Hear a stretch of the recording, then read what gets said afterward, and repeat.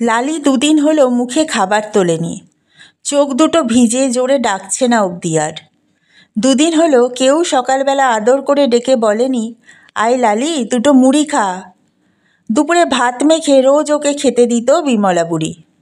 বিমলা বুড়িকে লোকে পাগল বলে, নানা রকম কটূক্তি করে রাগিয়ে দেয় বুড়িকে। বুড়িও তেড়ে গিয়ে ঝগড়া করে, গালাগালি দেয়। লোকে তাই দেখে হাসে, বুড়ি আরও রেগে যায়। শেষমেশ বাড়ি এসে বুড়ি হাউ হাউ করে কাঁদে। বুড়ির বিয়ে হয়েছিল ছোটবেলায়। বিয়ের কয়েক বছর পরেই স্বামীর মৃত্যু হলে তার বাবা আলাদা করে ঘর বানিয়ে দেয় নিঃসন্তান বিধবা মেয়ের জন্য। সেখানেই বিমলা বুড়ির আস্তানা। বিমলা বুড়ির বাগান ভরা গাছ। আগে শরীরে শক্তি ছিল, পরিচর্যা করতে পারলেও এখন সে বাগান আগাছায় ভরা। মাছ ভরা পুকুর ছিল তার এক সময়। সেই পুকুরে এখন কচুরিপানায় ভর্তি, জল অবধি দেখা যায় না। বুড়ি তাও রোজ ওই পুকুরেই স্নান করে। ঝড় উঠলে বুড়ির উঠোনে আম জামরুল ছড়িয়ে থাকে, বুড়ি সব বাচ্চাদের মধ্যে বিলিয়ে দেয়। কিন্তু তারপরও যখন পাড়ার দুষ্টু বাচ্চারা এসে বুড়িকে ফাঁকি দিয়ে আম কাঁঠাল চুরি করে, রেগে গিয়ে চিৎকার শুরু করে সে। বুড়ির একমাত্র সম্বল লালি। বুড়ি যেখানেই যায় লালি পিছু পিছু যায়। এক শীতের রাতে মায়ের থেকে আলাদা হয়ে লালি যখন তার মাকে পাগলের মতো খুঁজছিল, তখন একদল কুকুর ছোট্ট লালিকে তাড়া করে। লালি ভয়ে বেড়ার ফাঁক দিয়ে ঢুকে পড়ে বিমলা বুড়ির বাড়িতে। সকালে উঠে বিমলা বুড়ি লালিকে দেখে ওকে গরম জায়গায় রেখে খেতে দেয়।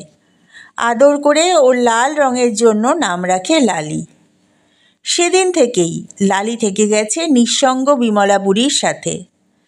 বুড়ি যখন বৃষ্টির রাতে রান্না করে, প্লাস্টিকের চাল থেকে টুপটাপ জল পড়ে, লালি গুটিসুটি মেরে বুড়ির গায়ের কাছে বসে পড়ে।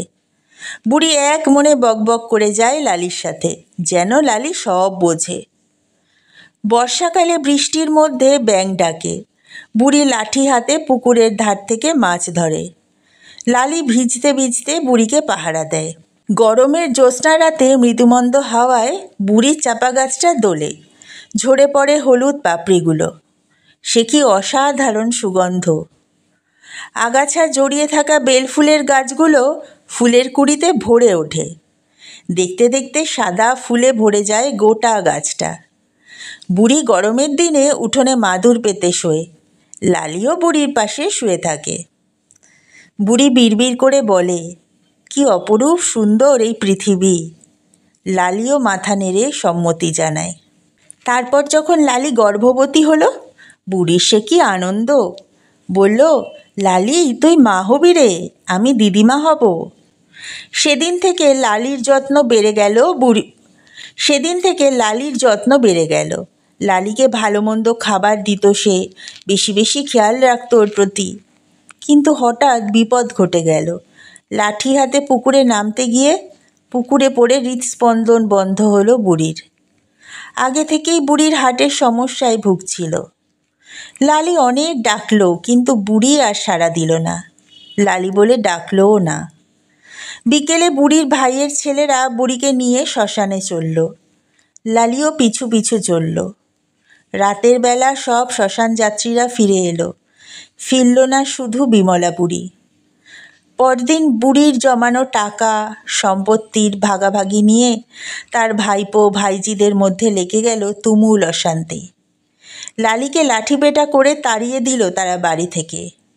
লালি এখন একা রাস্তায় বাকি কুকুরদের থেকে মরিয়া হয়ে বাঁচার জন্য একটা আবর্জনা স্তূপের পাশে ঠাঁই নিল। দিন 7 পরে লালি জন্ম দিল 6টা ফুটফুটে সন্তানের। এখন লালির একটাই চিন্তা, কি করে সে বাঁচাবে তার বাচ্চাগুলোকে। দোকানের সামনে একটু রুটি বিস্কুটের আশায় গেলে দোকানদার লাঠি হাতে তাড়া করে, কখনো গরম জলও ছুঁড়ে মারে। গেরস্তের বাড়ি গেলে কেউ খেতে দেয়, কেউ বা গরম ফ্যান ছুঁড়ে মেরে তাড়ায়। লালির খুব কষ্ট হয়, দুর্বল শরীর নিয়ে নড়তে পারে না সে আর। একদিন শীতের রাতে লালি শুয়েছিল তার নতুন আস্তানায়।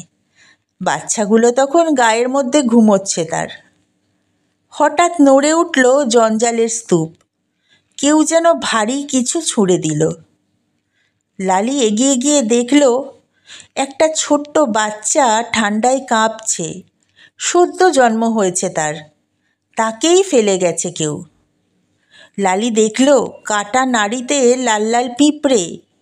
লালি পিঁপড়ে সরিয়ে বাচ্চাটাকে সরিয়ে আনলো নোংরা থেকে।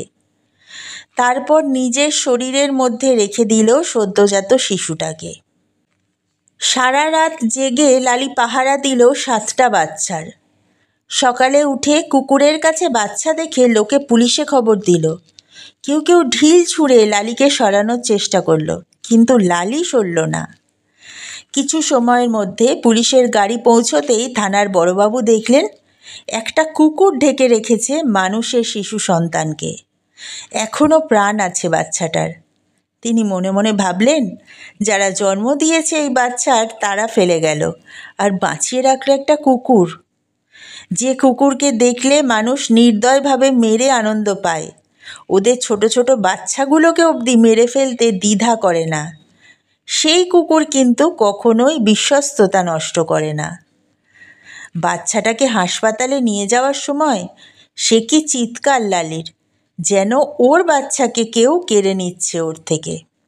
ডাক্তারবাবুকে সবটা বললে তিনি বললেন, সারা রাত ধরে ওই কুকুরটা বাচ্চার শরীর গরম না রাখলে ঠান্ডাতেই বাচ্চাটা মরে যেত। দিন 7 পর বাচ্চাটা সুস্থ হয়ে হাসপাতাল থেকে ছাড়া পেলে বড়বাবু আবার এসেছিলেন সেই নোংরার স্তূপের কাছে। সেদিন বড়বাবুর কোলে বাচ্চাটাকে দেখে দৌড়ে এসেছিল লালি। এসে 2 চোখ ভরে দেখেছিল শিশুটাকে। একটুও ভয় পায়নি লালি, কারণ সেও মা। থানার বড়বাবু লালিকে খাবার খাইয়ে মাথায় হাত বুলিয়ে আদর করে ফিরে গেলেন। কুকুররা তাদের বিশ্বস্ততার প্রমাণ বারবার দিলেও মানুষের কারণে বহু কুকুর আঘাত পায়, গাড়ির তলায় চলে যায়, কারো হাত পা ভাঙে, এমনকি তাদের মৃত্যুর জন্য অনেকাংশে মানুষরাই দায়ী। আসুন মানবিক হই।